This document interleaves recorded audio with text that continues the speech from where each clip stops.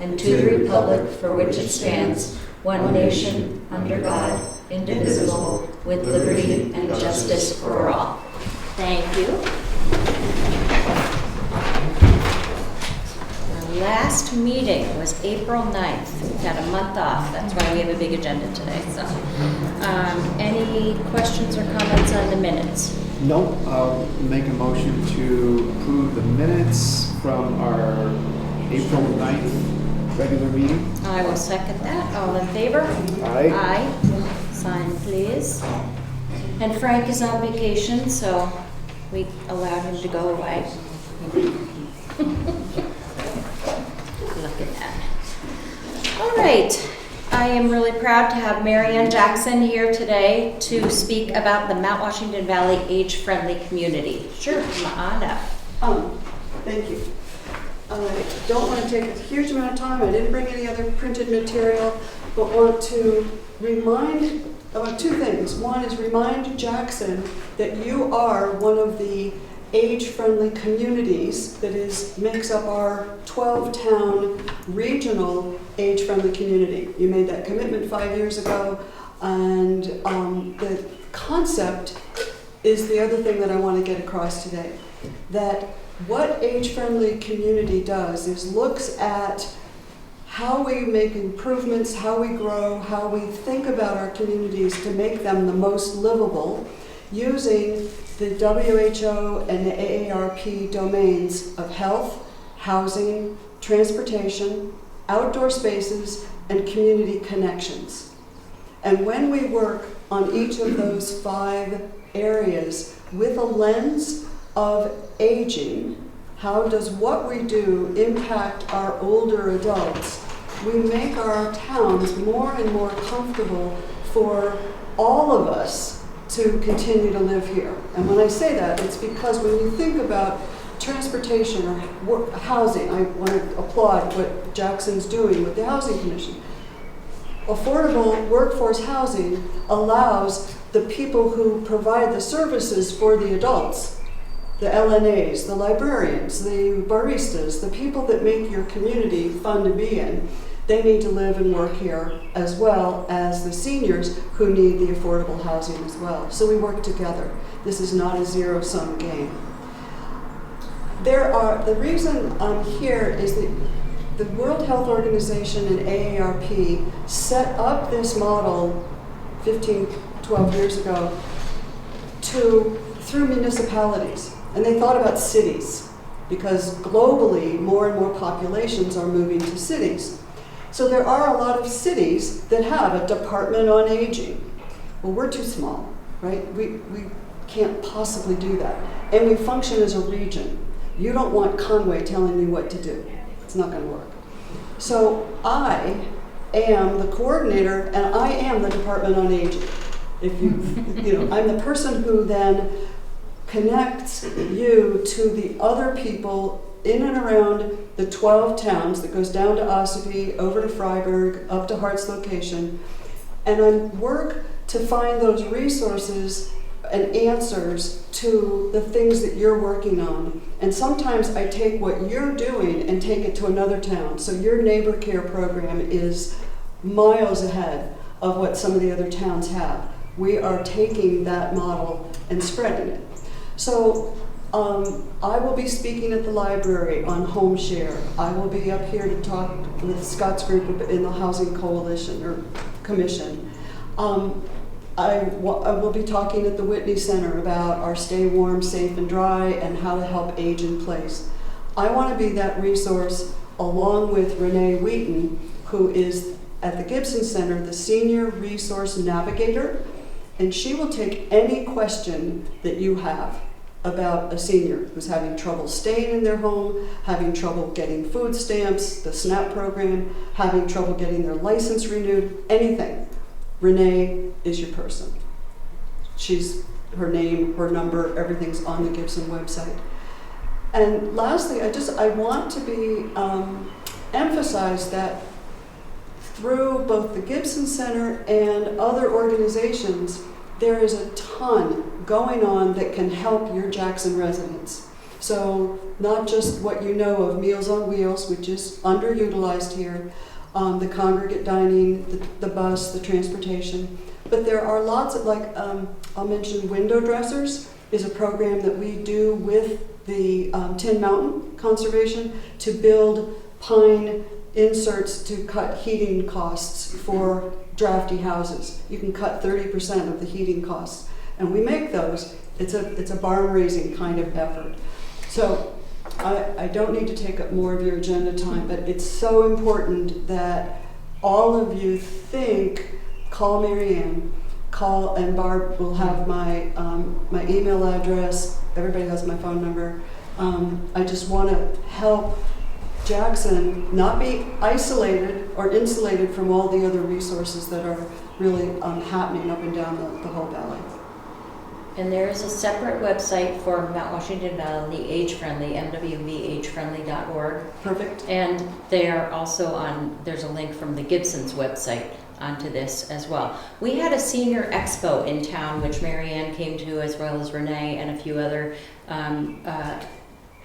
coordinators, I'll call them, through the state and through our valley to talk about all of the things that are available to seniors. And sometimes it goes beyond the seniors, like our walkable trails for moms with strollers, as well as pets and things like that. So it just doesn't connect to just seniors. So there's so much information that's available here, valuable. It's been put together by this who's who of caring people in the valley. So it's a wonderful, wonderful organization.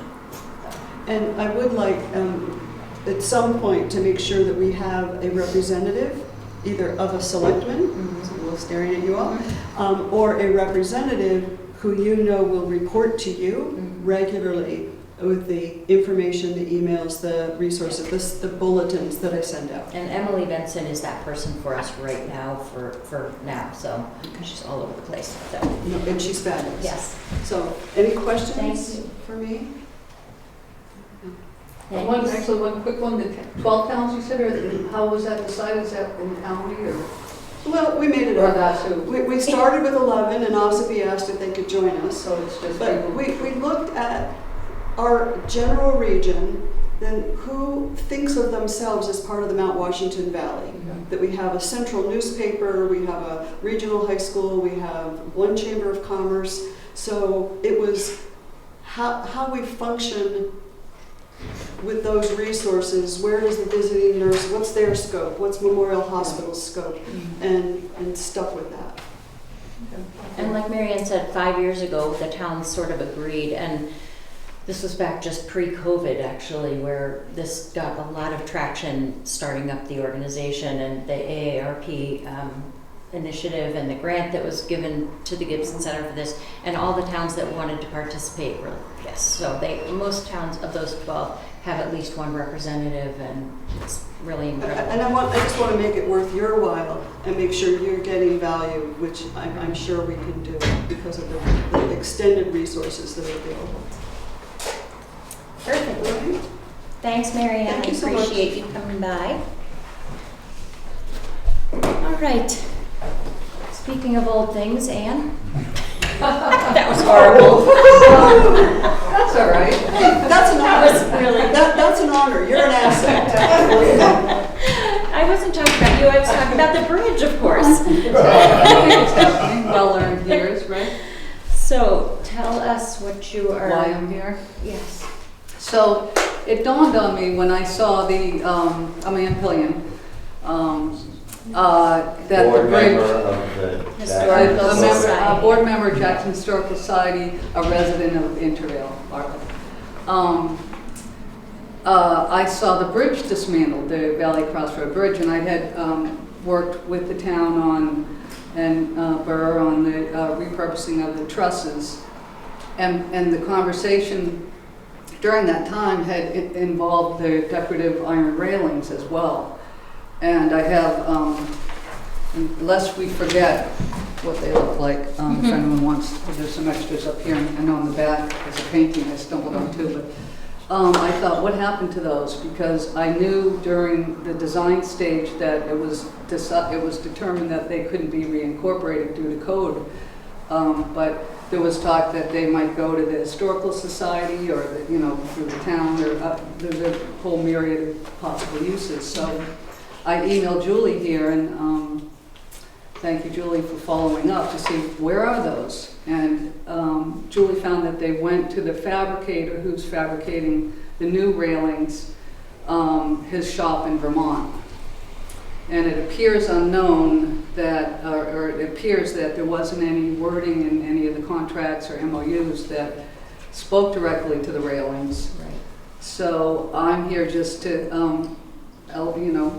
open that up for discussion, and I'm also happy to take direction from you as to hopefully getting this back. I see them as, since they weren't mentioned, it seems, it's the town's property, and I would hope they could come back. So it's, just to clarify, the trusses are being repurposed, and we're still using the trusses. It's the railings that are Yes, it's just the sidewalk. These railings that are in the Yes, these middle here. railings. And they are part of what is. And there's posts too, that has Yeah. rosette on the posts. Yeah. They're original with the, and they were, there was discussion during the design of the trusses, how integral are they Yeah. to the design of the bridge, so that's why I had these photographs handy. I dug them up at the society and shared them with your contractor that.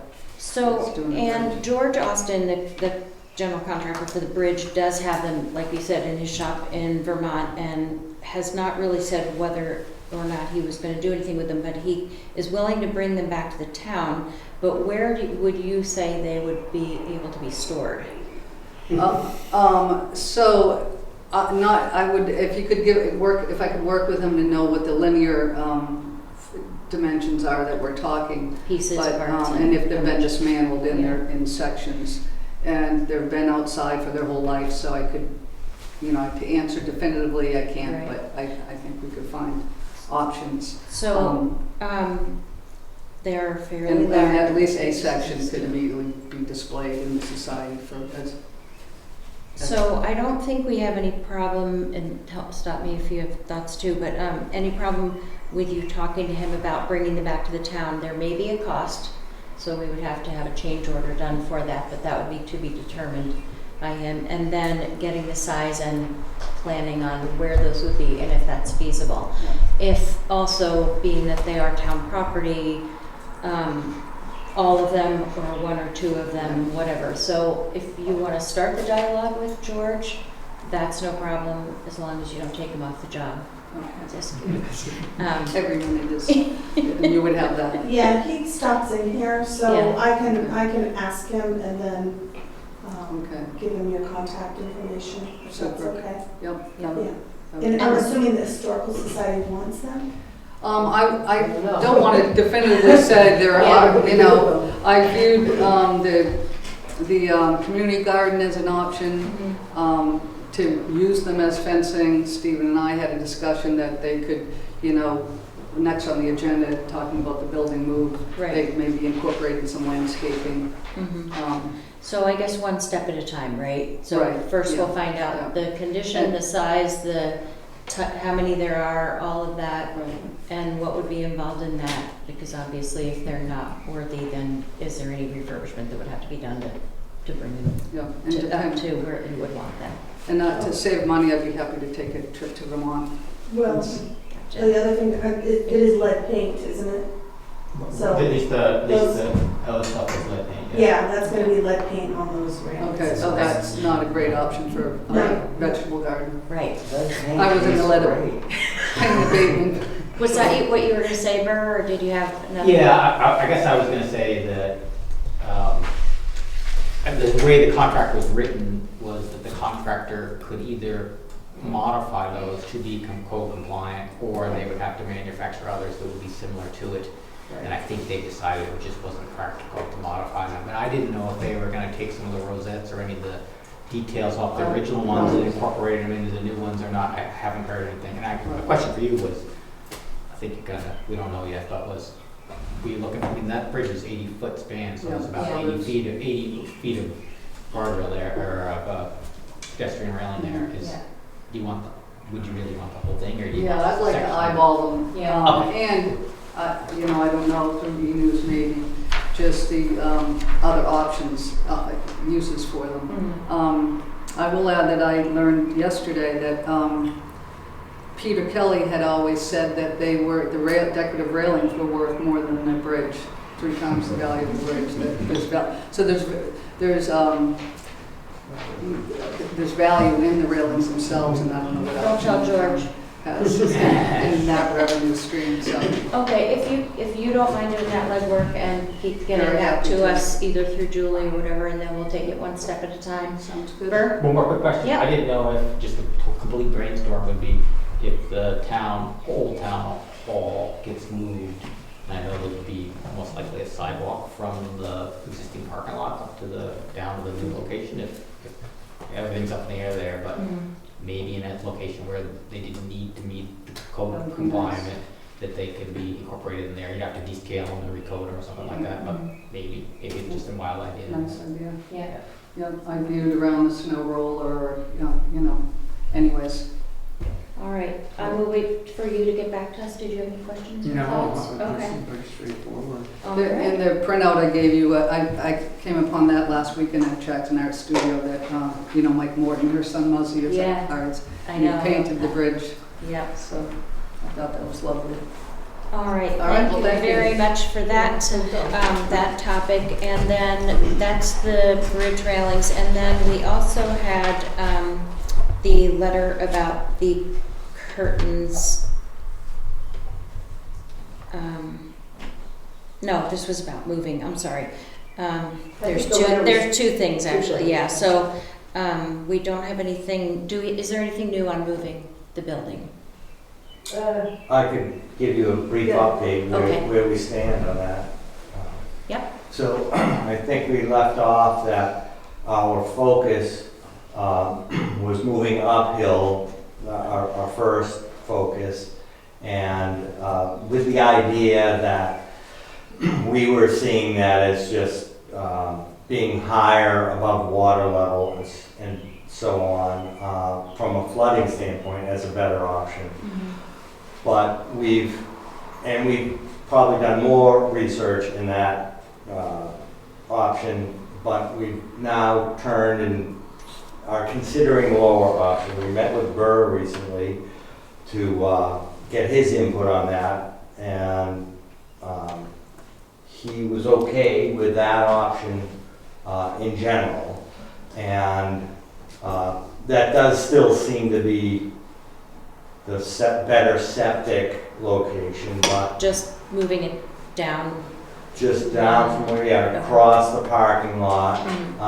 In his original report, I think 2017, he showed that as an option there and up above. And that was conceptual. And so when we all met, we could see that there's a power line challenge there, more so than up above. We came up with an alternative up above to make that happen. It was expensive, but it was doable. So I just met with New Hampshire Electric Co-op this morning again, now looking at the lower option, and we think there's an avenue to do that. I'd rather not say right now what that is because he still has to go through his channels, and it's probably more expensive from that piece of it to deal with the power lines, but in general, I'm thinking that'll be offset by other things that we don't have to do in the upper location. The septic and water traveling uphill, so until we have some hard numbers, it's hard to say how that'll affect the budget, but most people I've talked to like the general idea of it being in the lower option. Bob, I think you mentioned that in one of our meetings, just aesthetically fitting better into the village scene, and so in general, that's where we're at. We're working hard because we have to have an application for L-chip ready soon, so we're coming down to the wire on that. But Yeah, this was probably when I was just sharing the history. And Yeah. at one point, Dick Bennett was a big proponent of bringing it down Yeah. where there used to be a hockey rink. But I didn't realize that had resurfaced and was a serious consideration. My only question is that, and I assume it does, but that gets you your distance from the road that you want to? Well, When you're moving it down? either situation is improving because the land widens out in both. The challenge up above is that you're dealing with more of a slope. Yeah. And the building long, it's deceiving. It's over 80 feet with, front and back extensions, which, your scenario, Burr, of turning at 90 degrees down below, I don't know that it's doable because you need a 15-foot setback from the power lines for the building and then 80 plus feet. It might be a challenge to turn at 90 degrees, but I think we can slightly skew it. And again, I think that'll work aesthetically. And So- get you that distance. Yes. Because that was a Yeah. big consideration. Right, And- so we won't meet probably any code in either situation, but Yeah. it's improving its existing location quite a So bit. is that gonna require like moving the gazebo, the I don't think granite bench so. I that's in think- memorandum or memoriam? Right, Is no, that- I think because they're kind of under the power lines and we have to maintain our 15 feet from them. As it gets laid out, maybe a landscape architect might say, well, you might want to tweak this or that just so that it's not, Mhm. feels like Right. it's stuck behind the building. Yeah, right. But that's kind of a next level in the process. Right now, we're just trying to find out whether we can do it and how much it's going to cost and can we raise the money. So, Yeah, right, Yeah. right. Is there a deadline for this, for the L-chip, or is that a rolling? Yeah, Unless you can speak. we're getting close to it. The letter we have to submit a letter of intent by the end of next week. And that's to be approved before we can even apply, which is June 22nd. And to be able to submit a letter of intent, we had to hire a consultant to do a qualified preservation plan, which is like this 50-page document. I mean, it's very detailed, all about the history of the building. And I think tomorrow night I'll have the final version, and I'll email it to the town, because it's really very, very interesting. And it basically states it's an existential threat if it's not moved. And it talks about both scenarios, because we still have to figure out which is doable. But by June 22nd, we have to know. But my job in this project is to start raising money. I want to start getting out. Well, chip is the first step. But I just want to really confirm that we have the town's blessing to do that, because, I don't want to start getting money and then have a hitch. Yeah. But, it's going to be a lot, but we think it's doable. And L-chip is our biggest source of funds, Yeah. but we'll go, lots of grants, lots of personal asks. So the letter of intent is due Is June due next- 22nd? No, that's No, the that's final next week. application. The letter of intent is due Next. next week. Okay. Next Friday. That's a pretty quick turnaround. Well, I've been working on it. Literally, we had to get this thing completed before this has to be submitted with the letter of intent. And I've completed it all until, we got the final version of this. And I just spoke to Jim Perkins, who did it, and he's gonna hedge which location it's gotta go. He And does, then yeah. he can update this by June 22nd, and we'll know. So that's, Okay. and this is, it's a fascinating document. I can Lots of imagine. pictures and everything, so it should be in the town record, so I'll forward that. When I think he said he'd have the final update tomorrow. Excellent. I don't see any problem with moving forward on either, Yeah. whatever Okay. works best then. Great.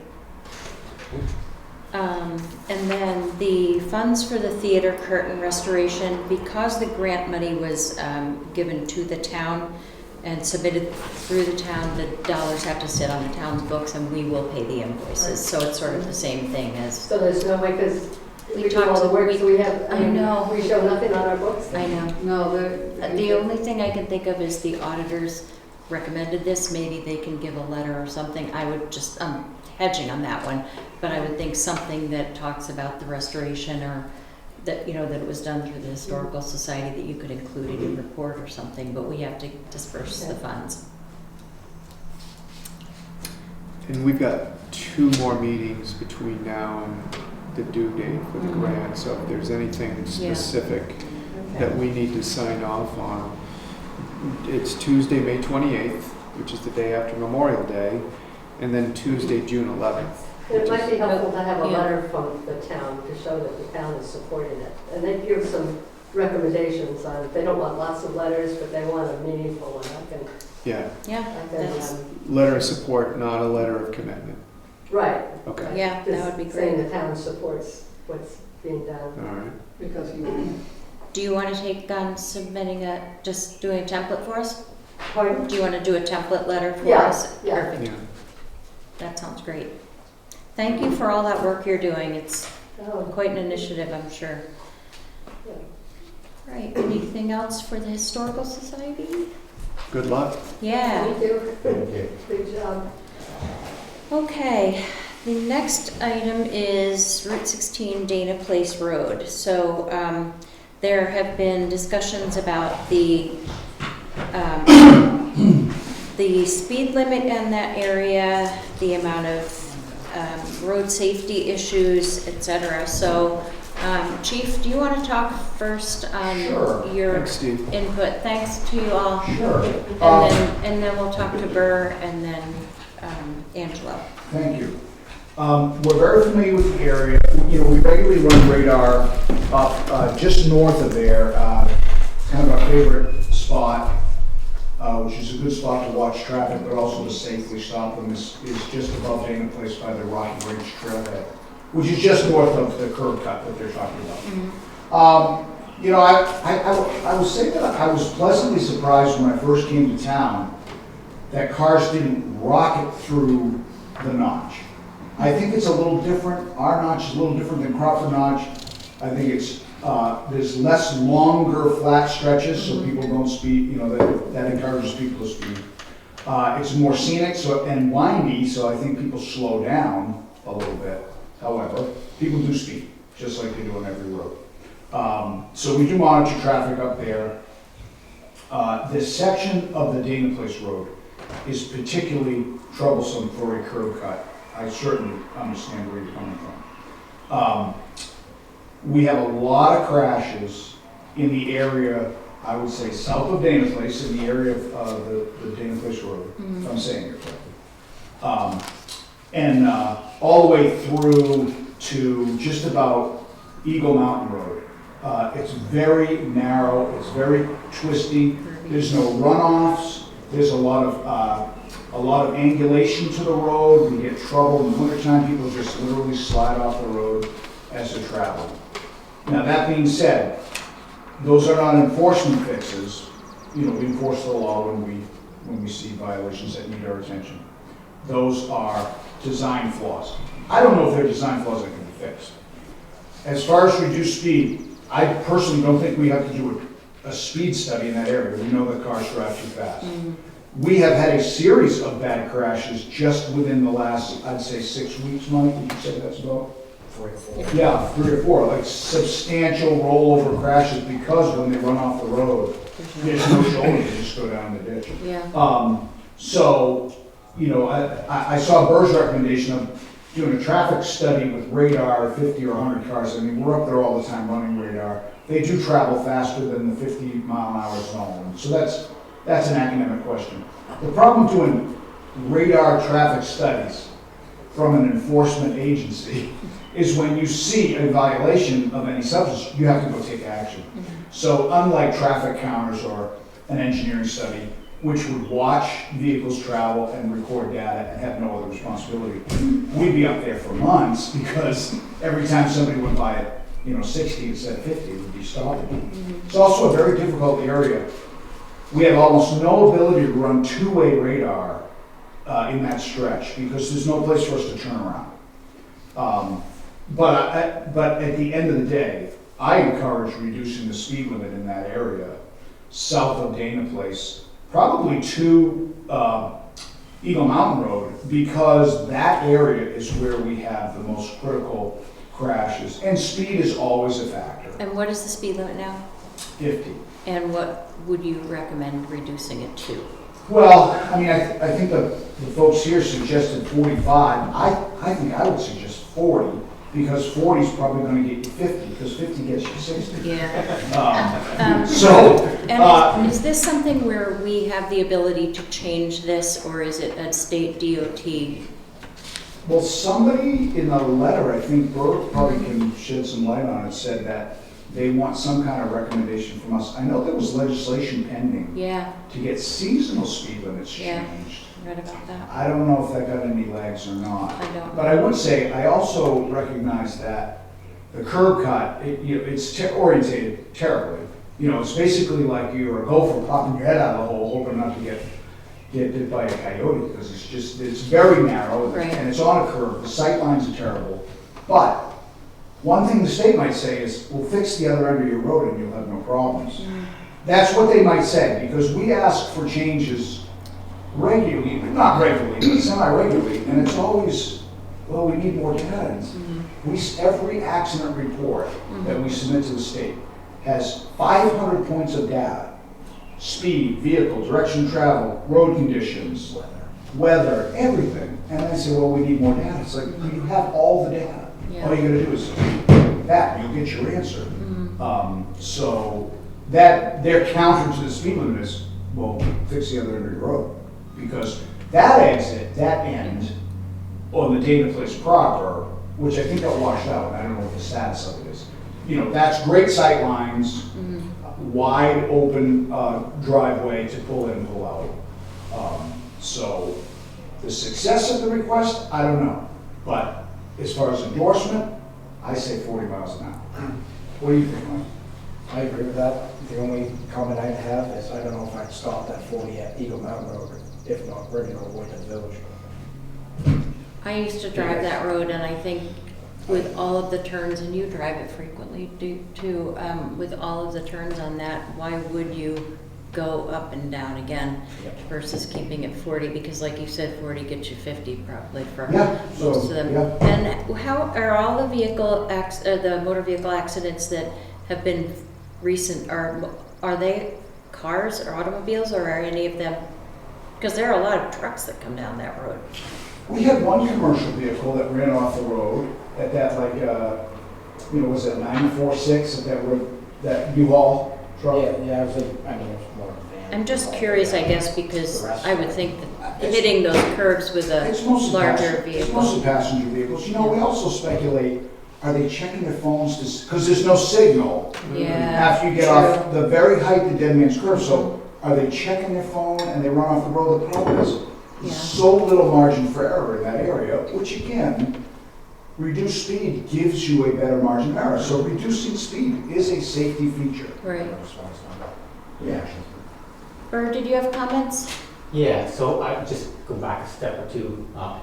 Angelo from who homes off Dane Place Road there, but he's the one who can really talk about it. But the concept here was, and getting the numbers, the average speed is, DOT needs data to make a decision. So if we can find out what the speed of the vehicle there, do a little statistics on it, and then we come up with a number you use for a design. So now if we know the average speed is 59 miles an hour, or whatever the thing is, we can go into engineering tables and say, okay, the sight distance, at least for that crest of the hill, needs to be 460 feet or whatever. And so then we can adjust that speed limit. You know, we basically can work backwards, so we can basically say, okay, we only have 350 feet of sight distance, that needs speed limit needs to get dropped, that cars needed speed needs to get dropped down to 48 miles an hour to be safe. So that's the kind of the science behind it. DOT District 1 is kind of in shambles right now. I mean, Looking around to see the camera's on you, Bird. yeah, no, I mean, there are 3 top people there. Yeah. And the people we met there have all left in the last month or two. And then the next 2 people down the road, the next 2 people, all to do these things, they had left within the last year or something like that. So there is no familiar names out there, and they're short-staffed. So any information we can provide them and, you know, get to the new district engineer or the new person, But that's gonna help them, that's gonna help them. So are there two issues though? Is one speeding and one the road condition then? Well, I'll be really brief there. I think there are two issues. One, the site distance pulling out of Dana Place Road, but the other is just the general, those accidents that they're referring to had nothing to do with, I don't think they had anything to do with Dana Place Road. It was just, Right. that road is dangerous, so it makes sense. Right. Whether that intersection's there or not. Yeah, to- so, to do. so reducing the speed could help at least to hopefully prevent accidents, so people aren't going off the road or whatever, but then it would also give better entrance onto 16 from Dana Place Road if people are going slower. And it won't improve your sight distance out of the road. So Angela, what did you have as far as input and suggestions on that? Well, I went with 45 in my miles per hour, my letter, trying Yeah. to be reasonable, and I would love to see it at 40. But that's the first one. Second one is that if you pull out of Dana Place Road, the sight distance is say under 200 feet. I've measured it, but I'm not 100% on that. But it's a little less than 200 feet. DOT requires 400 feet. Mm-hmm. That connection to Route 16 was put in before we purchased our property, but it was my understanding it was put in strictly for emergency vehicle use, to get a fire truck in there and do the loop in the event of a fire.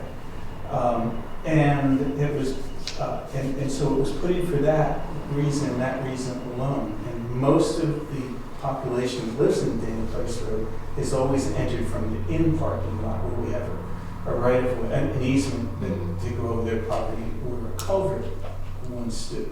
Unfortunately, recently the culvert has washed out, and we're in the process of trying to get that repaired, redone, I should say.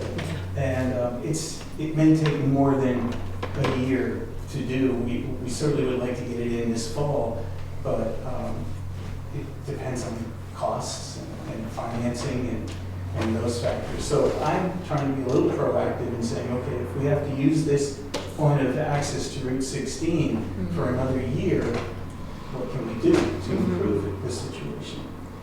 At that very intersection, about 2 to 3 years ago, I'm not sure exactly when it was, but there was a fatality. And it had nothing to do with people entering and leaving Dana Place Road. It just so happened right across from Dana Place Road there was a major fatality there. And just 3-4 weeks ago, there was a near fatality. There was a near fatality, and I don't know the specifics other than from what I understand, someone was coming down the highway at a high rate of speed and was in the passing lane and lost control of their car. It was just before Dana Place Road, but it's just proof that there is, there is that risk. And It's a really bad area. Those two issues, I know when I pull up, my wife and people who live on Dana Place Road, I'm the president of the Mount Washington Condo Association. They'd come to me and said, what are we going to do about that? So that's why I've written a letter. But the bottom line is when we pull out, there's nobody in sight when we look to the north. And yet, I'd say every other time, possibly, or almost every time, there's a car that rounds the curve at a high rate of speed. Even if they're doing 50, there's no way making. I have a 6-cylinder car, and I can push my accelerator to the floor. I can't get up to 50 miles an hour pulling out of that intersection. And so, what some people have said, well, we kind of pull to the right, and there's not enough room in that breakdown lane to pull to the right. So cars are actually passing some people that reside there, crossing the line, which creates another problem for oncoming vehicles. So, there's all these safety issues. The last thing is that, let me just look it up on my phone here. A letter from Mr. Michael Serikis from New Hampshire DOT said that it struck me, a speed limit reduction would require a speed study to support such a change. A request from the towns to the DOT's traffic bureau would be required to initiate the study. I'm not sure if that's District 1 or if that's somewhere in Concord.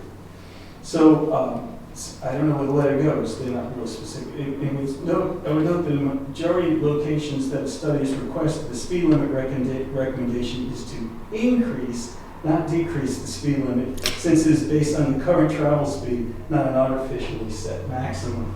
So that was, You can get a worse outcome. right. So we don't want to increase the speed, Right. the speed limit, but certainly a letter from the town requesting, if that's possible, supporting this request would be excellent. Bob? So I was not clear, but I think I got some clarification when you spoke, where it's like, why are we even having this conversation here? It's a state road. I mean, we've had minimal luck when we've asked for a stop sign to change to a yield sign from Wilson Road onto 16B up Malloy to Black. I mean, if it's a state road, the state has the authority, and I guess part of this sounds like things are in disarray, and I'm still not sure if I understand clearly what the role the culvert is playing. You have a road up there. Is that the road that like goes south that you would typically pull out on, and that road right now is not functional? Right. The southern entrance is our only functional entrance. It's the northern one. If you enter on Dana Place Road, the first one as you're heading north, that would be the southern entry. That's what we're talking about. That's our single point of access right now. And again, that's supposed to be an emergency access. The culvert is to the north on Dana Place Road, just 600, 700 feet from the inn. Yeah. And that's the one that got washed out, and basically the December storm did it in. And that's got better sight lines. Excuse me? And that has better sight lines as you're pulling. Oh, yes, yeah, Dana, Yeah.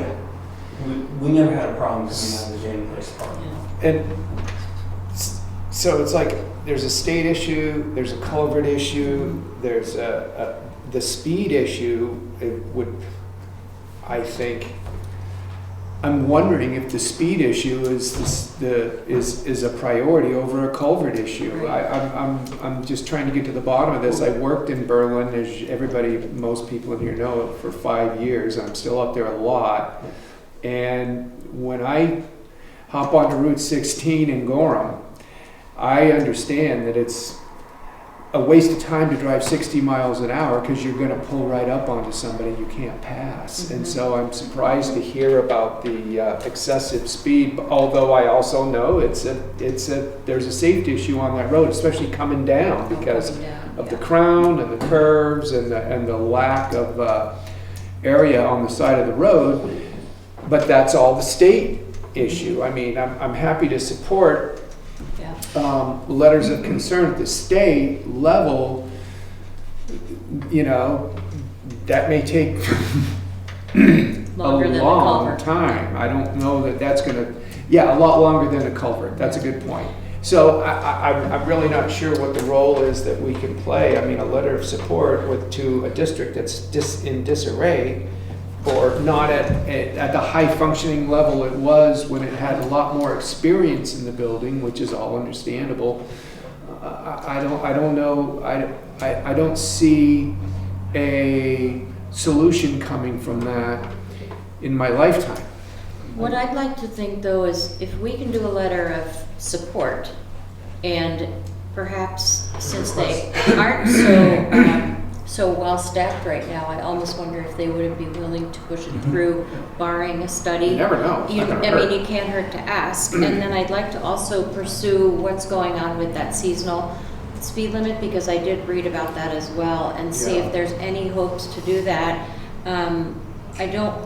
obviously want to like change anything and ask for forgiveness. We can't do that, One thought I did have is there signage uphill Yeah, that could be effective? Well, there isn't, but maybe there could be. I mean, there is signage, that reduces the speed. Well, it doesn't reduce the speed. People get stopped and they all think the speed limit is 55. The reason they think it's Yeah. 55 is because by Wildcat, it's 55, Right. but then it changes to 50 as you get closer to the AMC hut and then throughout.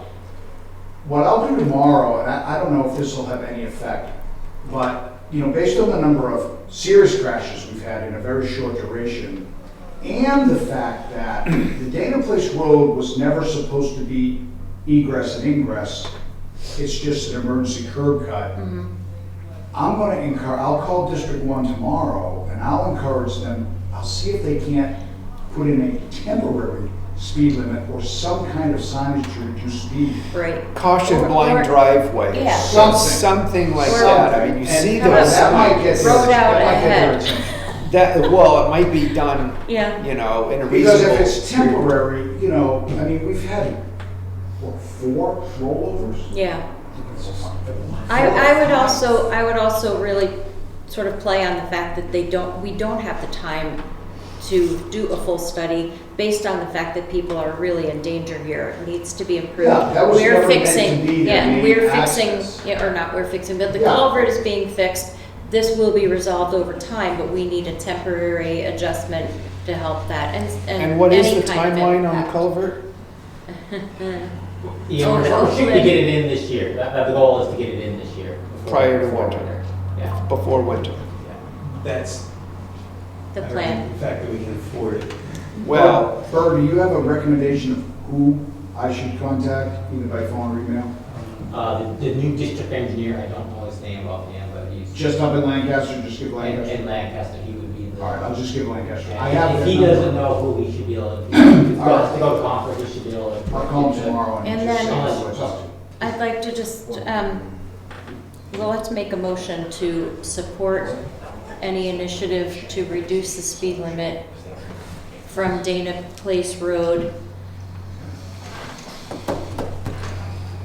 to Burr. No, I was just gonna say, I just want to go back one step there. So his correspondence with Mike Severkus from does he work for DOT or is he a consultant? Does he work for DOT? Yeah, I mean, he used to be a consultant, so I wasn't sure if he switched teams or whatever there, but if DOT does the study, you're right, the culvert's gonna be long done, no matter Yeah. how long it takes the culvert to get done. Right. So my thought was if we just had those numbers of how fast people are going, it would take me an hour tops to measure the site distance and not an hour to do the calculation to figure out what it is and then draft a memo. And then we give that information, then maybe it makes it easy for the district one to say, okay, we got the information we need, it's ASHTO standards. It's a very simple thing to figure out, it's not complicated whatsoever. And Chief, do you have you have those reports from the accidents that would say Well, yeah, how the accident- fast they were well, going? Yeah, the so- accident reports, yeah. Yeah. Berg, did you confirm that that's District 1 That's just It is in that area? yeah, I met with them once up there regarding Okay. the culvert. It's not the Glen shit. No. Well, I don't know, Glen may work out, maybe a sub. Is under district one, I'm not Lancaster, sure, yeah, but okay. in District 1 are the engineer, driver people yeah, Okay. for this region. I think So, so. All right, well, I mean, we've always. yeah, we have access to the reports. I mean, I can give you some statistical data from the reports. I can't give you the reports. They're not no, public but documents. statistical data, if that can help calculations, then, Well, we don't do speed calculations or I- rollovers, okay, it's just then- an average. There's not a place somebody can borrow a radar gun. Yes, and that's what I was gonna say is, we have marked police cars and holding a radar gun, you're gonna find that everybody goes 48 miles an hour. Right. It's gonna totally blow Yeah, right. your proof of concept. Right. However, we have portable radar guns, and it's a simple matter of, we calibrate them internally and externally with tuning forks and internal systems, and it's, easy. You pull the trigger, it tells you the speed, you write it down, then you reset it. So anybody could do it, and they, however long it would take to see 50 to 100, I don't know what your sampling is going to be, it would be probably better than somebody who has to take some enforcement action if they see it, because otherwise Right.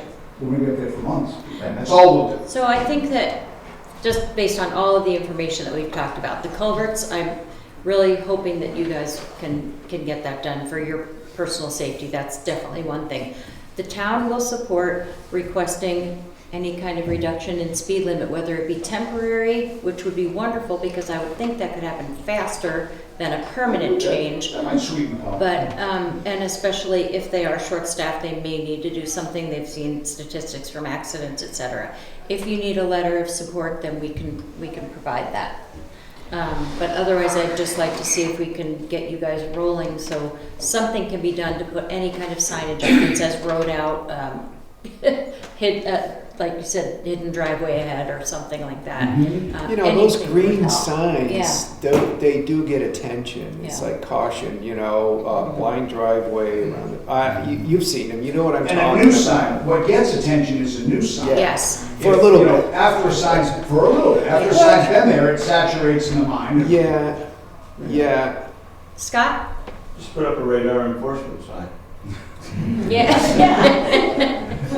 Chief, Well, we still have, sometimes, I don't want to tell you all the secrets. Chief, what about Sometimes the on old waves, cruise? We'll say we're up there. What about the old cruiser that's parked in Grayson Garage? Can you go park it up there? What's that? Park the old cruiser up there? You have to push it, but. I'm not opposed to that.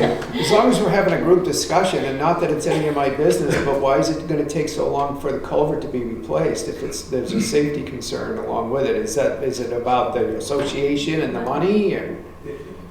Well, part of it is getting the permitting, and that takes a long period of time. Yeah, The other part is there's 16 homeowners on Daily Place Road where no one really has an idea of what it's going to cost at this time. it's an HOA though, right? It's a home, Yes. okay, Yeah. yeah. So, I mean, that's gonna improve your pull in, pull out sight line. Yeah. Sure. So, But, yes.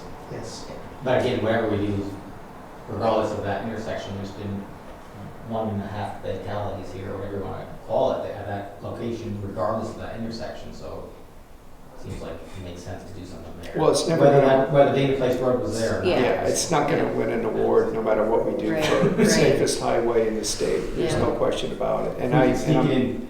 I'll do what I can, but I mean, some of this might be more under your control than ours. Mhm. In All right. terms, oh, you mean in terms Getting In the terms of the culvert, culvert yeah, fix, yeah. absolutely. Yes. And we're pursuing, it's just Yeah, I'm in a homeowner associate too, I know what you mean. When's your annual meeting? in January. Yeah, And the other, well, no. There's the Mount, it's complicated. There's the Mount Washington condominiums, then there's the Mount Jefferson condominiums, and then there's a separate homeowner utilities, which is Mount Madison. All three of them are on Dana Place Road. They're part of a bigger umbrella called the Dana Place Association. And the Dana Place Association has said, it's your problem, it's not the Dana Place Association. So it's only the residents of Dana Sure. Place Road okay, who are. got it. And factors like getting a contractor Yep, and doing it in the right season, which would be in the fall. yeah, And if we can't get in this fall, then it prolongs it another year.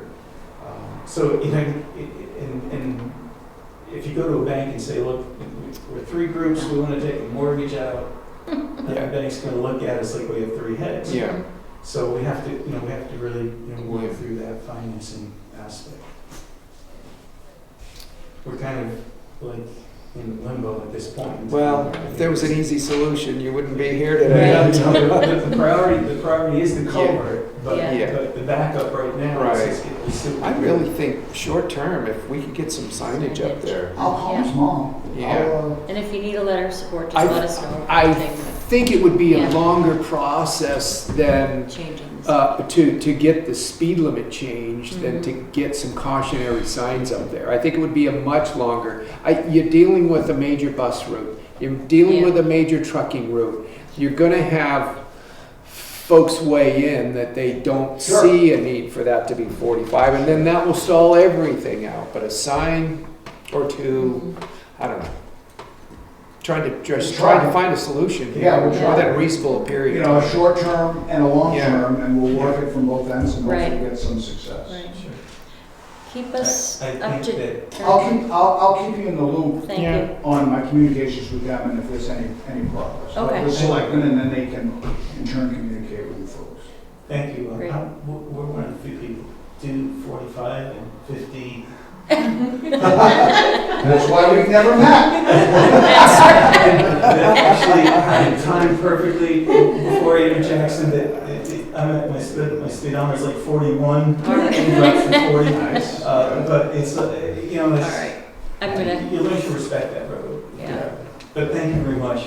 You're welcome. Thank you Keep us for, posted, yeah, for coming forward with this, and hopefully there will be no more accidents.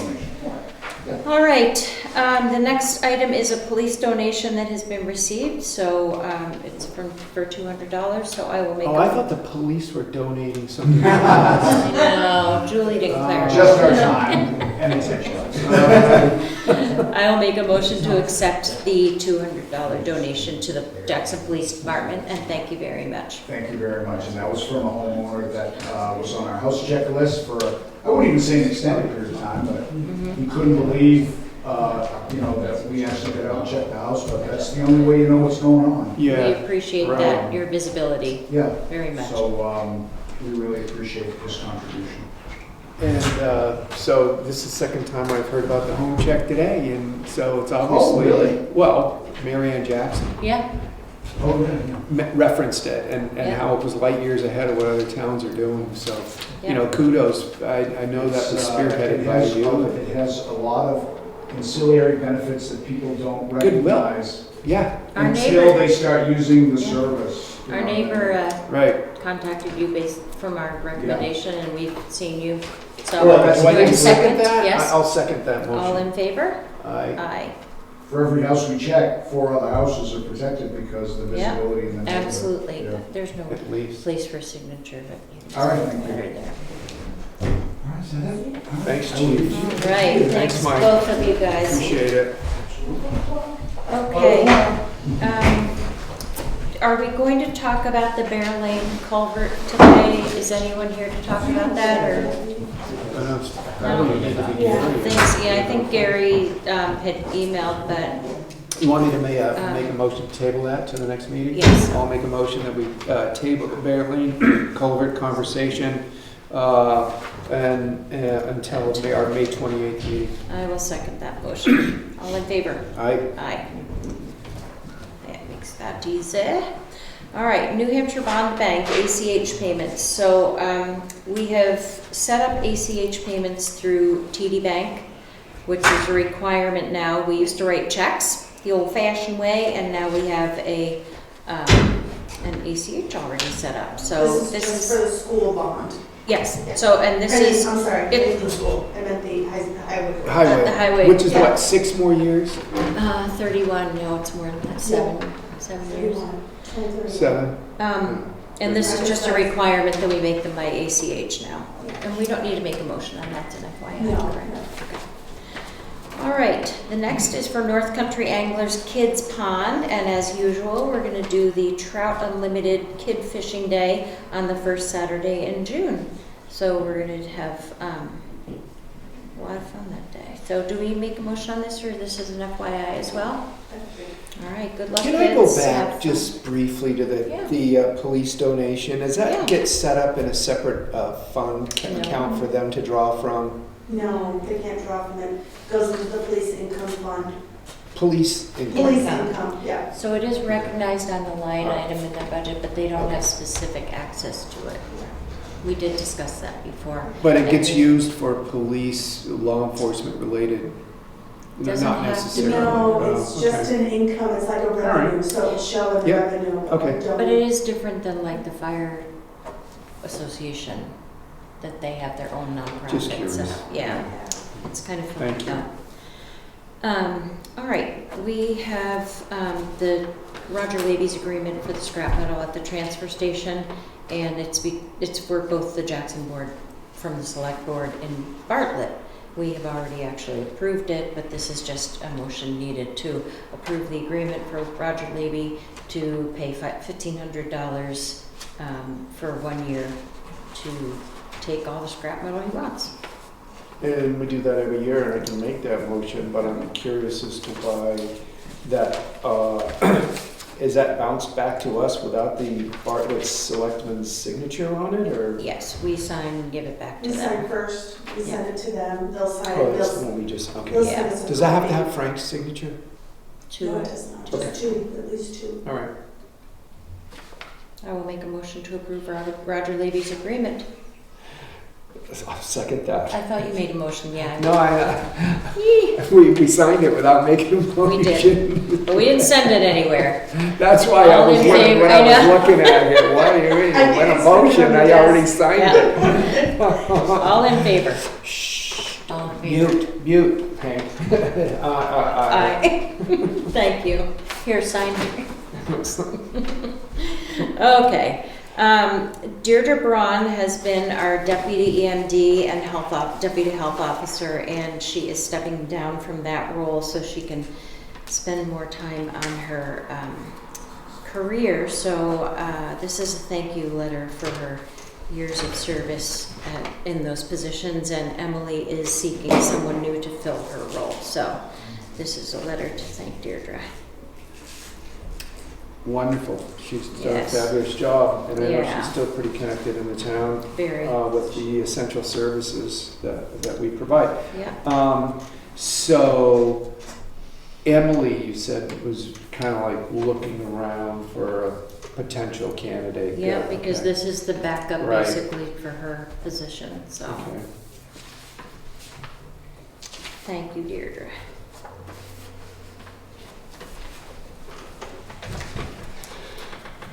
All right, then next we have a raffle permit, and this is done every year, but the raffle period is going to be a little longer than normal, which is more than 12 hours, so they need to have a permit. So this is for the Memorial Hospital Main Health Wentworth Golf Tournament, and I will make a motion to grant the raffle permit for that event.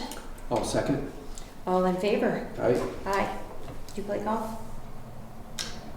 No, I do not. I don't either. Got a son that's into it, pretty heavy, but I do not. I watch golf. I do not have the patience required for something like that, and I understand that. Okay, this is a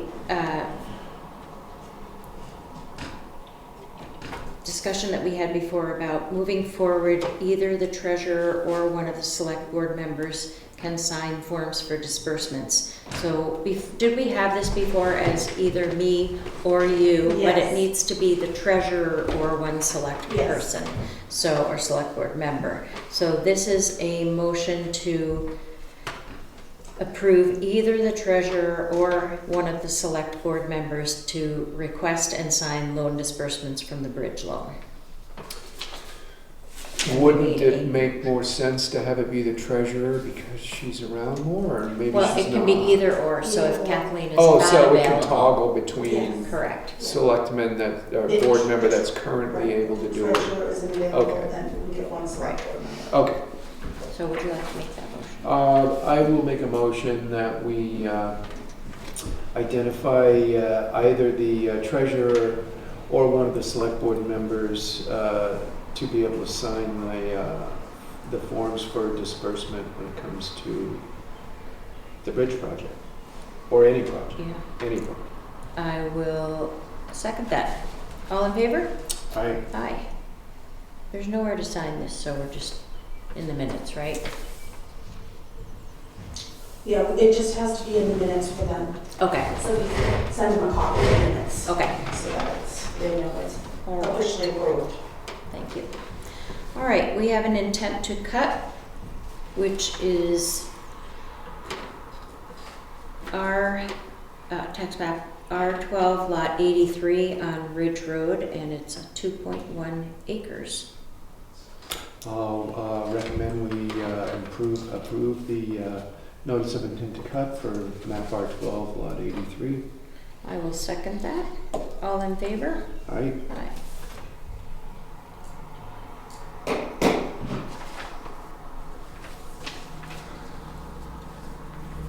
All right, we have 2 liquor license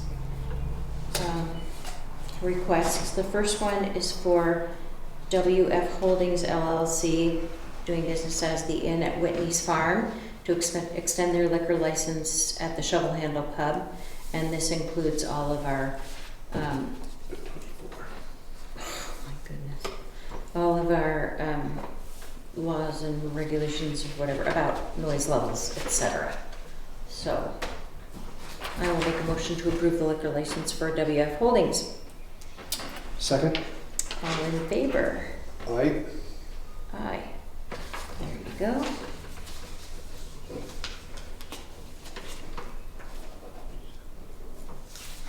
And they are the same folks that now own Christmas Farm Inn and Thornhill, the Inn at Thornhill. Party people. All right, the next one we have is Autumn Nomad. They had originally requested to have a food truck, but that does not fall within the, it's against our ordinance in town. So we are still granting or if we approve this, we'll grant a liquor license for Autumn Nomad Cafe, but it's not for a food or beverage truck. It's only within the inside of the restaurant. Full liquor. Yep. So I will make a motion to approve the liquor license for Jamie Melfi McConkey and her business entity, Autumn Nomad. And that is not seasonal in any way, that is a permanent. Correct.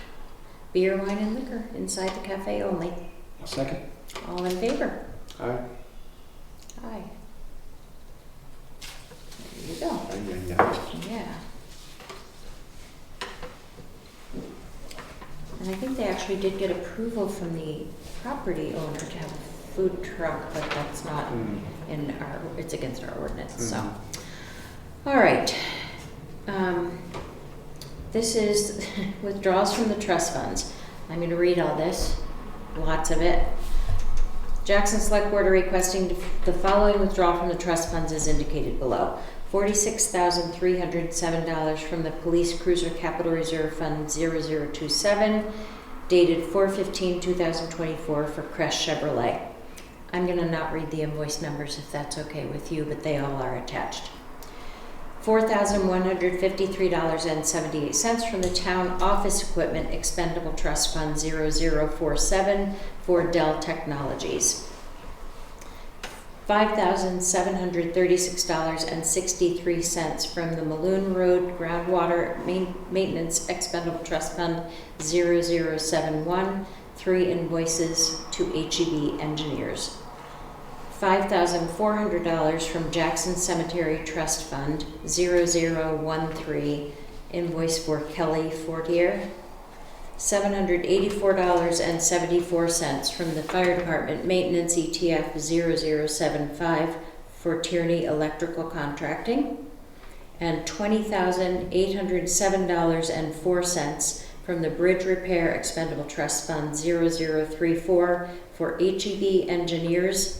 2 invoices, one for $5,227.97, one for $318.57, and 2 invoices for Greenman Peterson Incorporated, one for $643.80 and one for $14,616.70 for Greenman Peterson. So moved. All in favor? Aye. Aye. Thank you. When I said so moved, did you make a motion? But if No. Okay, I'm so sorry. you want to second that? I will second that. Okay. I got so impressed with myself for getting through the numbers, I forgot what I was doing. You made the motion, I second. All in favor? Aye. Aye, thank you. I really was personally congratulating myself. I was impressed. All right, fire station engineering study update. you want to take it away on this one and tell us what you have here? Well, we have brought Ritchie Construction into the design team, and they're going to be working with both the architect and the civil engineer involved with the project to not just deliver the town warrant article of $250,000 and how that should be spent, but and part of that is then costing out the entire project. So they've been working up to this point over the last month, and really have costed out the bulk of how that $250,000 warrant article is going to be distributed. Civil engineering estimates $35,000, structural estimate for the design studies $34,500. The architectural estimate is $80,000. The MEP folks' design costs are $28,500. That's mechanical, electrical, and plumbing. And then Ritchie invoice is $40,000. And so we've chewed through about $280,000 or $218,000 with the proposals that we have today to sign off on. And so we've got a balance left of $32,000, I think it is. Yeah. So it's moving right along, and the group continues to meet. Sometimes it's a full group.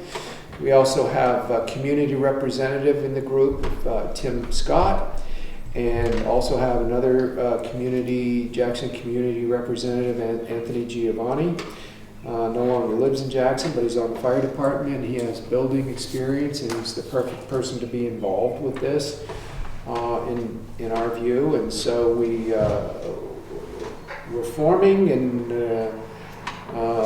we're storming, and we're norming, and we're performing, and we're getting along quite well and making progress. And I think that the goal is that come March, we have a very super solid proposal to share with the town. And these contractors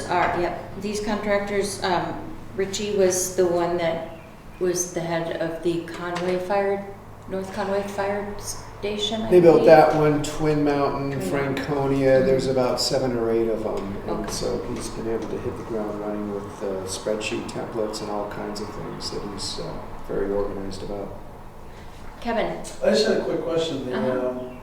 Did they decide if they were gonna use propane or like a heat pump for a heat source for the fire department? That hasn't been solidified yet, and that certainly is going to come up. And I know Jay has a list of questions for the mechanical, electrical, plumbing folks. The HVAC is all included in that, and we'll have that conversation at our next meeting. So any kind of input you've got, absolutely, love to have it for sure.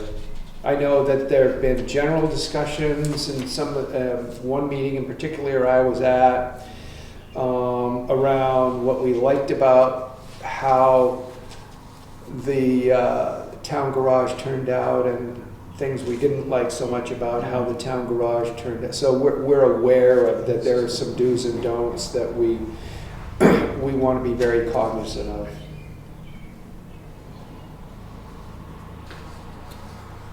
so $218,000 with a $32,000 balance left on the $250,000 allotted amount. Is that sort of a cushion that we have left, or do you anticipate eating that up through other costs I think before March? right now, as it stands, we're not anticipating.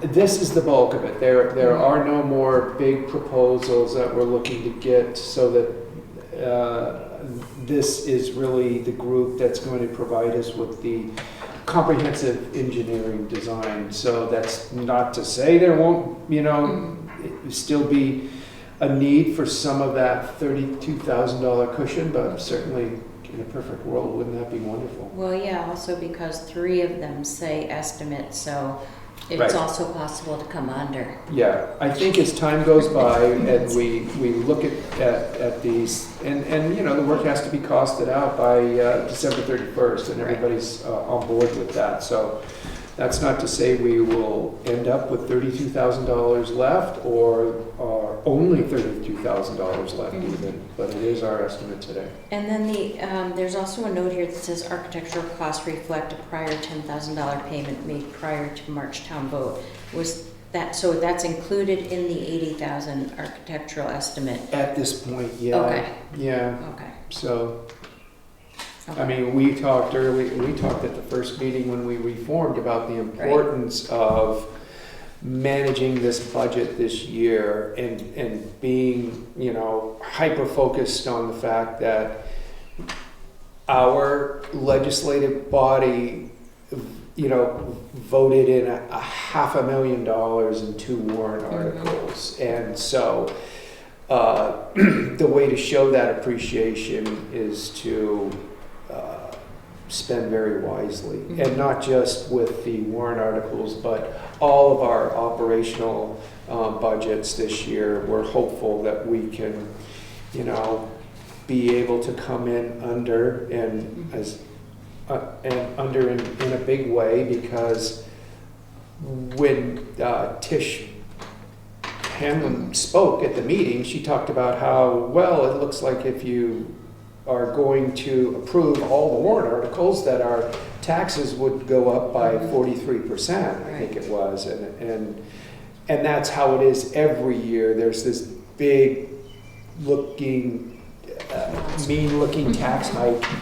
But that's what our expendable fund is for. However, and we only had a 3.5% increase last year, which was very responsible given some of the things we supported last year.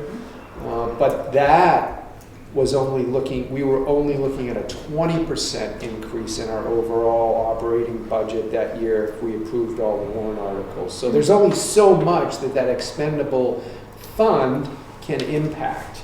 Right. And so we need more. We need to come in as under as we possibly can. And so and certainly that's why this is so important to manage. And does this, and I don't know if this is a little premature, but I know there was some discussion about having sort of a general contractor versus not having a general contractor and trying to save the money. Is Richie then that overseer of the project? Because personally, I think that's money well spent, because they will be the watchdog on the dollars in the project. Well, you're gearing up for that level of familiarity for sure. It's only one warrant article, and none of this automatically carries over into the bond amount. We get to the point where our legislative body approves that next year, but it would certainly make all the sense in the world from a familiarity standpoint, familiarity working with the architect, the civil engineer, the mechanical folks. And it's that kind of thing that is going to allow us to really start, you know, breaking ground early on. I think even more than that, not just the reputation that precedes them, but the way that Ritchie Construction has come on board with this process, and their track record of having produced, you know, having built, having been involved directly in about 7 or 8 different fire and rescue station projects makes all the sense in the world, but we have not made that decision. Okay. And that time would come. And this is phase 1. Yeah. Okay. So we have Richie's contract here for the $5,000 per month, total being $40,000, starting May 1st through December 31st, 2024. So I will make a motion to approve that contract. Second. All in favor? Aye. Aye.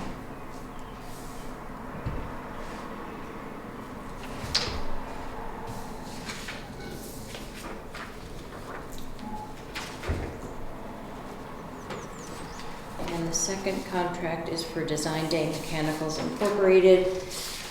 which is the HVAC and plumbing engineering company, and their proposal. So this is for their $15,500 total, which is construction documents, $14,500, construction administration, $1,000.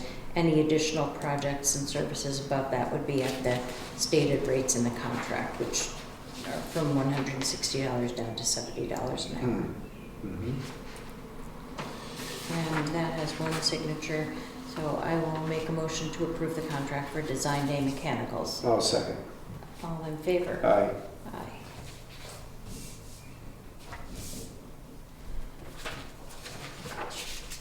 And the last one is the Electrical Systems Engineering, and this is the proposal for consulting engineering services. And the scope of this contract is for $13,000 for the electrical engineering fee. Again, any additional services are at the stated rates in the contract, from $150 down to $95 per hour, and then $1,500 per day, $1,900 per day for different other ancillary services. Anything else that's of note here? They are insured, that is all acceptable, obviously, and necessary. Mm. I will make a motion to approve the contract for Electrical Systems Engineering Incorporated. Second? All in favor? Aye. Aye.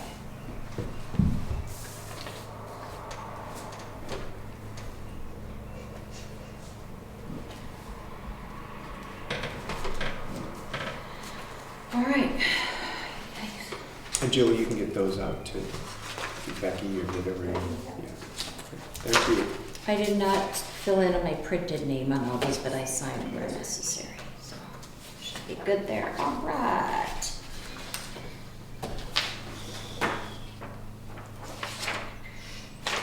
Short-term rentals. All right, the first one is for 39 Beach Hill Road, map R08, Lot C, and the owner is the 2003 Claire F. Lukowitz Trust. They have submitted everything. They are okay with everything except that we need to receive a copy of their advertisement. So we can conditionally approve this based on receiving their advertisement. Okay. Would you like to make a motion? I'll make a motion then that we approve conditionally the short-term rental permit at 39 Beach Hill Road, Claire Lukowitz Trust, map R8, lot 11C. I will second that. All in favor? Aye. Aye. Thank y'all. I'm assuming, Kevin, you have nothing really to weigh in on. No. There's one note on here. I think I'll go straight that one. All right. So, yeah, so the next one actually for the Thompson property at 52 North Hampshire Ridge, map V07, lot 125. They had originally advertised it for more than they needed to or should, so they have met with Kevin and locked off 2 extra bedrooms, and now their advertisement shows 3 bedrooms, sleeps 8, so it is okay to approve, and this property is subject to the 30 rental limit. Okay. So I'll make a motion we approve the short-term rental application at 52 North Hampshire Ridge, map V7, lot 125, Thompson. I will second that motion. All in favor? All right. Aye. And the third is for Lawrence and Abigail Rush at map V02, lot 10-24C, and this is at 82C Wentworth Hall Avenue. They are actually advertising for 3 bedrooms, sleep 6, but there are beds in the loft area which have to be removed, and until those are done, we won't be approving this, so we need to wait until they remove that and take that off of their advertisement. There are pictures with that, right? There were pictures there. Yeah, so there were 2 lofts. It looked like Well, they had 2 beds up there or something. They packed it. They They're were also supposed to be submitting a permit for windows, Yeah. but I haven't received that yet. Yeah, but Yeah. this says Yeah, they said they so sold is windows. this. Yeah. So that's 3 3 beds. bedroom. There's 3 2 beds up in separate the loft. rooms that are called loft bedrooms. Well, it's a loft and there's no egress out of Yeah. it. So- So it's just up high, I know it's like for an office, really. Okay, maybe it's one big room and they I just took think it from it two is. You go up the separate stairs, it's just angles. an open area. Yeah, well, and we had this conversation at the planning board meeting, and just so I'm clear, because I'm the selectman liaison that typically knows the least amount about what goes on at the planning board meeting, or actually, just about every room I'm in, I know the least about. But you were fired. That application that they approved to be sent to the board, the next step for that application is to come to you, correct? No. Well, no. No, No. it comes No, right to Selectmen's Julie. office. Yeah, okay, Yeah, and then, Julie, and then you, So we'll send them a denial letter based on the beds in the loft. no, but I mean, No, after, but wait, after the wait, planning yeah. board, Kevin is not part of the process. not until there's a question. yeah, but obviously you've seen these and you've made these motions, so when exactly do you get to see this short-term rental application? Is it after it becomes, after it comes before the planning board, No. or No, before? Kevin isn't part of the process, Bob. The planning board gets the application, makes sure that it is filled out correctly and Right. has the information. It then goes to Julie, who pulls a copy of the published ad if they haven't submitted it, and goes over everything. If there is a question, or if Kevin knows in the course of doing his business that there are issues with egress, which because he's familiar with a lot of the Wentworth condos and stuff, he may weigh in, but there is no part that is required to go through Kevin. So the word denial came from you? No, it came Who- from who- Julie. Because I don't think we recommended denial in The that select meeting, board Scott. denies, the Yeah. select board will deny short-term rentals. But this is a note coming to us before we've made the vote, and so that's what I'm trying to get to the bottom. Right, so I do those notes for you, so you know ahead of time what the application is, what the advertisement is showing, Yeah, and And how many it shouldn't be rooms are on approved the if tax there's. card? So- right.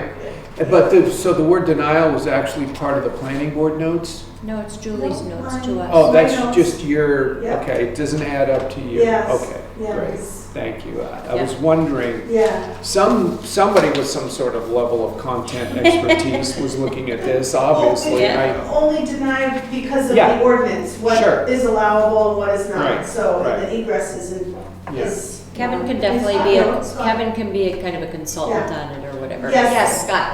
I was just saying, the planning board doesn't approve these Right. permits, we simply Except, recommend them. Yeah. yeah, There is though, at the conference, the planning board conference, the OPD or whatever it's called,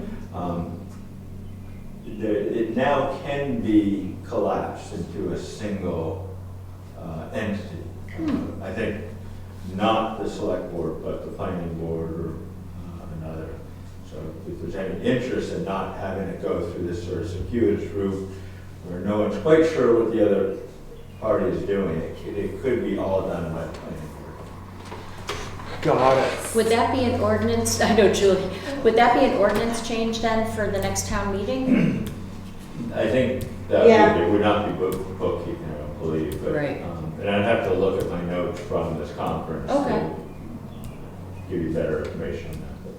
But I was gonna bring that up at the next planning board meeting. So that means you guys would collect the money for the application and then notify them if they're approved or?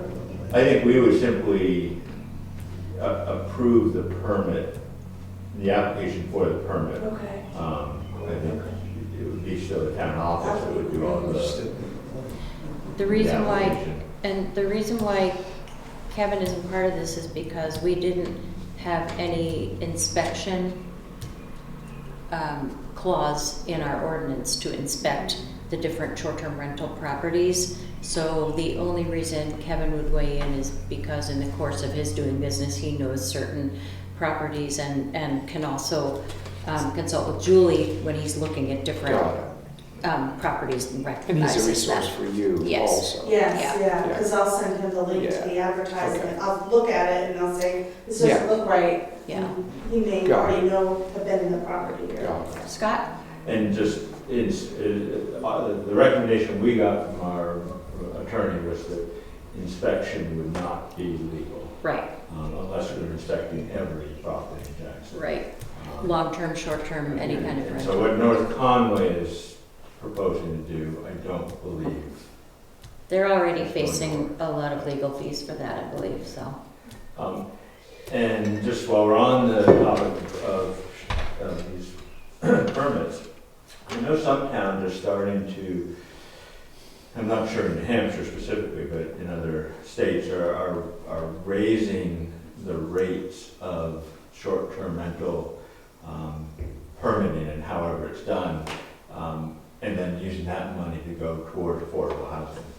And so, Interesting. you know, instead of a fairly nominal Yeah, cost of $150. $50 or $75 or whatever, it was $500 or $1,000, which for someone that's really doing a lot of, you know, short-term rentals is not much of an issue, but it might also at the same time, you know, I think a lot of properties are getting these permits just in case they want to do short-term rental. Right, If there was a higher registration fee or permitting fee, then it might not spread quite as much as it is. and the other thing we did was we made this a one-time permitting fee, conditional use permit, which stays with the property versus a registration that might be recurring. So that would be something as well to Yeah, consider. I don't know if an annual fee is possible under the CUP, the CUP, Right. conditional use permit.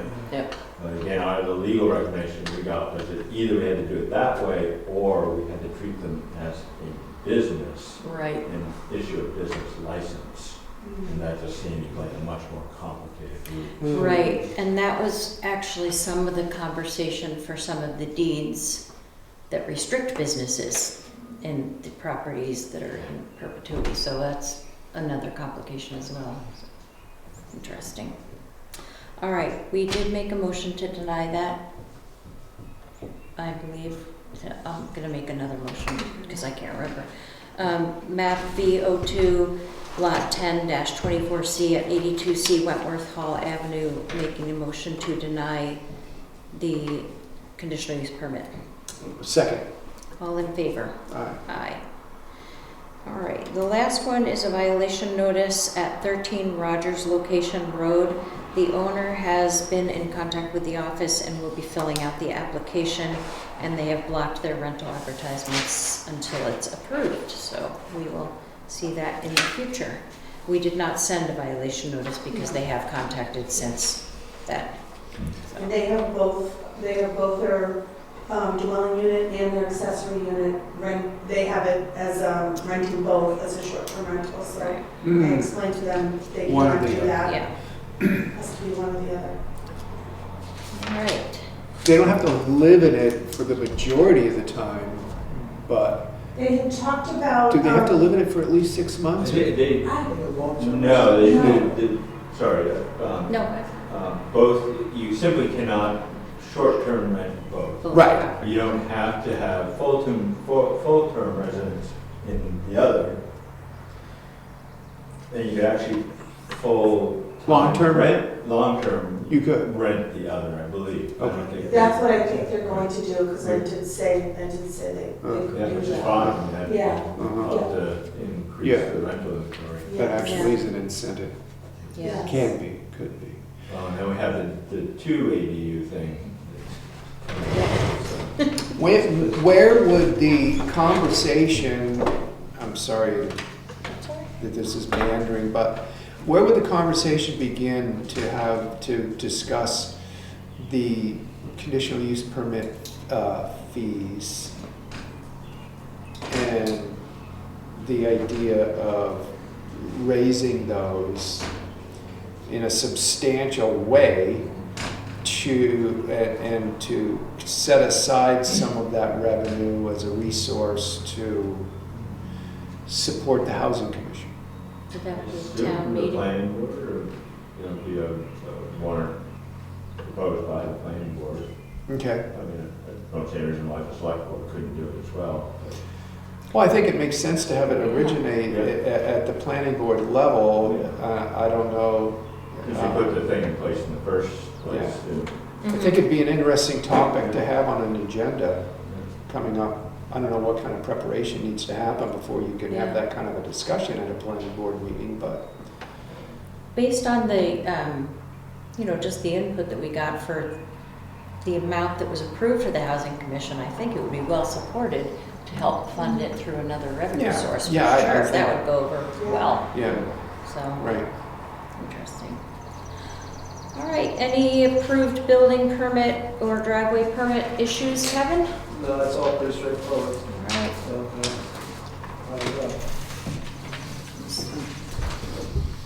All good.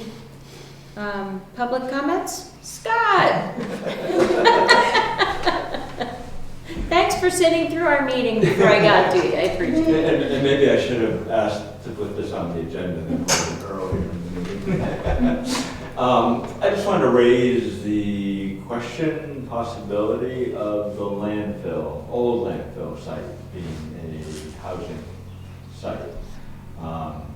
There are a couple well sites or test sites where they've been monitoring PFAS levels. The levels are below the national standard of 10, they're like 7 point something. And that's the Maloon groundwater? Yeah. Yep. And 9. So they're below national, I think below the state, although the state is probably going to increase its levels in a couple of years. But there are Kevin, there are ways that you can filter a water system to address the issue. It may be possible to locate a well that's outside where the ground's been affected.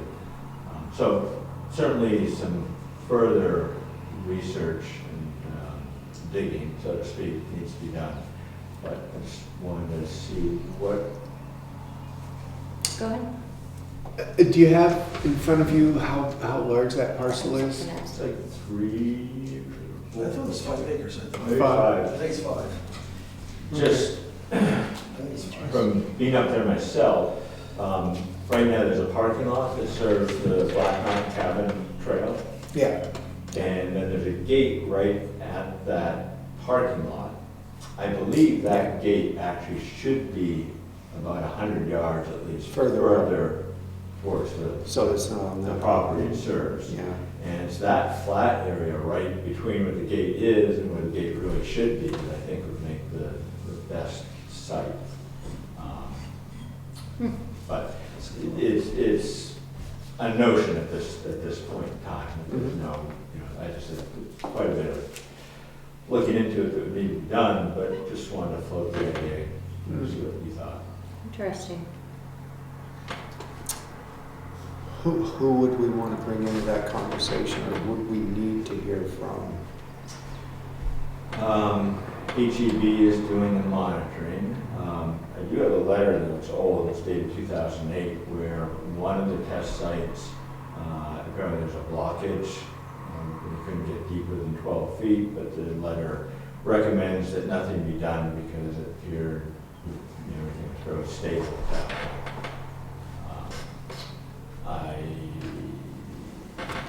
Is that something DES needs to sign off on to clear the way for? I've kind of talked to them too, and, they've basically said, we put parks on them, we put, walking paths, bike paths, all this other stuff, but they never have said that they put housing units on it, but he's like, it's possible, so I think between AGB and maybe them talking to DS and, seeing if it's feasible. And it's only, the actual dump, I think, spot, it's like right in the middle of that whole entire complex. Yeah, right. And it seems like where it's contaminated is downstream from there.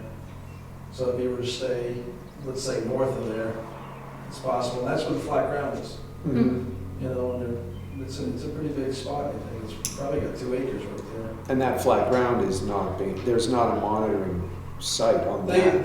They put a well, there was the wellhead, I think that's the one it clogged or something, and I don't know if they're actually monitoring that or there, but, and just a heads up, right across the road there's a lot that just got approved for a septic. So, I mean, I think someone at some point's gonna buy that and be building there too. Interesting. It's something to look into. At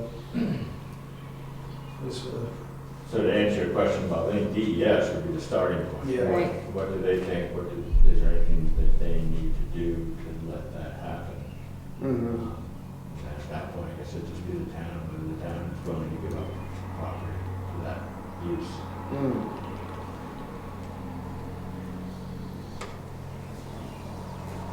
And you said DES was consulted a while ago, this was? No, I or talked you're to, just I called down there and then they had someone get back to me. And I guess the question I had was, I mean, we really didn't get into it, you know what I'm saying? Mhm. It was, I Sort of a think- very general question. Yeah, very, yes. So I think it was just more, you know, getting more info on our end and contacting them again. Yeah, yeah. Well, it's an interesting Yeah, I don't see idea. why it wouldn't be. No harm to pursue it. Yeah, exactly, pursue it and see where it goes. If there's no prohibiting it, then certainly bringing it to the town would be interesting. Do we have a specific point of contact person at the DES that we're dealing with when it comes to the Maloon parcel? Yes, we do. Anybody know? Yeah, it would be a certain division and I have that number and name. I don't remember who it is, but it's Yeah. like the, At this there's a point, there's a whole landfill. Division. Yeah. Yeah. Because there's like, I forget, there's like 100 closed dumps in the state. Wow. I think I'd rather have the email address than the number to get Sure. a written Yep. line of communication with some of these questions. Mhm. And I do have the person that I spoke with, and don't recall if I have her email. You got it. Yeah. Yeah, you could, But just so much can get jumbled and lost with a verbal conversation. There's no way that I would be cautious about that and certainly more comfortable with starting a dialogue that we have a written record of. right. All action is born in thought. And on that, are there any other public comments? I just have a Yes. quick comment. The generator next door works great, everything, but I'm wondering if where it was ditched from the generator to the fire department, if that's ever gonna get paved again or just patched. I mean, the reason I bring that up, because most people who put generators in, either when they trench across the driveway or a lawn, guess what? It's all put back together, you know what I'm saying? Mhm. Driveway, so right now, where that was all, you know, the pavement wasn't perfect, put it that way, but it was pavement. Now it's, we get these heavy rains, it washes down out back of the station, then when it dries out from the sun, then we get a windy day, It's dust. it all kind of curls in the back with the leaves. So I'm just wondering, you know, it's probably a 4 foot by, you know, it's probably 100 feet probably, that either like cold patch or whatever. I don't know if Gary, you know, sometimes those guys do some of that, but I know they're very, very busy.